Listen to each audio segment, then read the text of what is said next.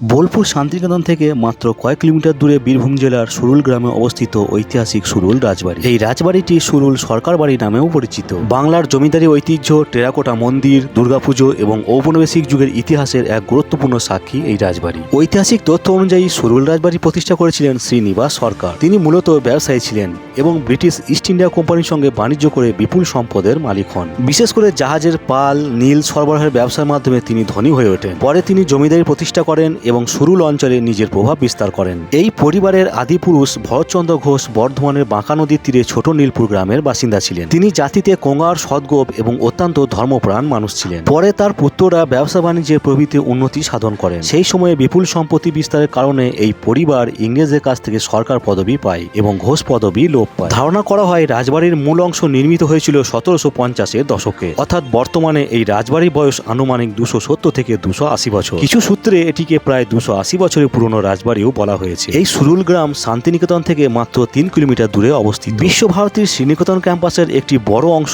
সুরুল মৌজার মধ্যেই গড়ে ওঠে। সুরুলের জমিদার পরিবারের এই অঞ্চলে সামাজিক ও অর্থনৈতিক উন্নয়নে অবদান রেখেছিল। সুরুল রাজবাড়ির আশেপাশে বহু প্রাচীন টেরাকোটা মন্দিরও রয়েছে। এসব মন্দিরের গায়ে রামায়ণ, মহাভারত, দেবদেবী এবং ঔপনিবেশিক যুগের ইউরোপীয়দের নানা দৃশ্য খোদাই করা আছে। অধিকাংশ মন্দির 1800 থেকে 1900 শতকে নির্মিত। ব্রিটিশ শাসনকালে সুরুল ছিল একটি গুরুত্বপূর্ণ বাণিজ্য কেন্দ্র। ইলামবাজার ও অজয় নদীর আশেপাশে ব্যবসা বাণিজ্যের কেন্দ্র হিসাবে এর বিশেষ পরিচিতি ছিল। একসময় এখানে ব্রিটিশ বাণিজ্যিক আবাস বা কমার্শিয়াল রেসিডেন্সি পর্যন্ত গড়ে উঠেছিল। বর্তমানে এই রাজবাড়ির বিশাল অংশ এখনও টিকে আছে। যদিও সময়ের সঙ্গে কিছু অংশ ক্ষতিগ্রস্ত হয়েছে, তবুও এর প্রাসাদ দৃশ্য, স্থাপত্য, ঠাকুর দালান, পুরনো মন্দির এবং দুর্গাপুজোর ঐতিহ্য পর্যটকদের আকর্ষণ করে। বহু বাংলা সিনেমা ও সিরিয়ালের শুটিংও হয়েছে এখানে। সপ্তাহে 7 দিনই এই সুরুল রাজবাড়ি খোলা থাকে, সকাল 8টা থেকে সন্ধ্যা 6টা পর্যন্ত। আর এই ভিডিওটি কেমন লাগলো সেটা কমেন্ট অবশ্যই জানাবে।